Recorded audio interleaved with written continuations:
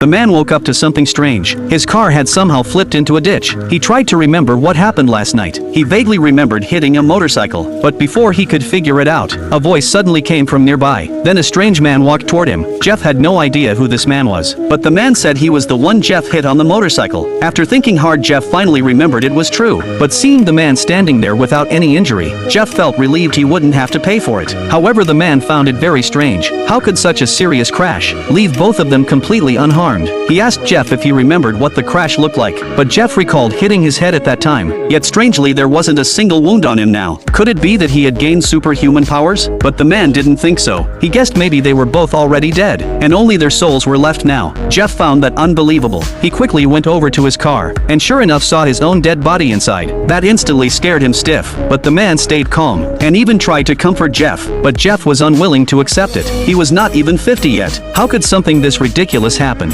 Even though the man told him to accept reality, Jeff simply refused to believe it. Seeing how stubborn Jeff was, the man just dragged Jeff's body out. But even faced with the truth, Jeff still felt it was impossible. He even thought this was all just a dream. But while they were arguing, a car suddenly came from far away. Jeff thought he was finally saved. He rushed forward to stop it. Appelez les secours, j'ai eu un accident. Je suis tombé dans le fossé.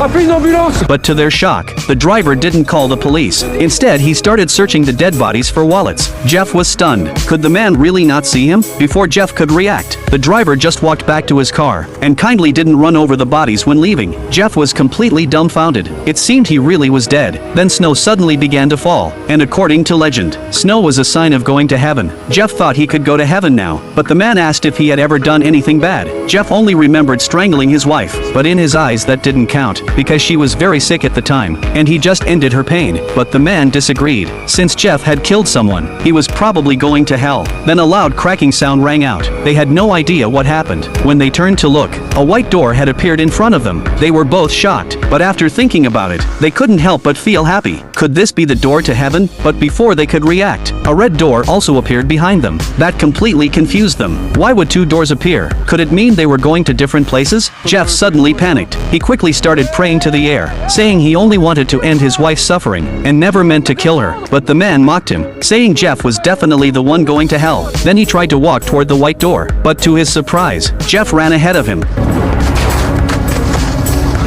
Nothing happened around them. The man laughed. Obviously not everyone could enter heaven. He was sure that since there were two doors, they were going to different places. Jeff was terrified. Could he really not go to heaven? The man grew arrogant, acting like he was about to succeed. After saying goodbye to Jeff, he took a step forward.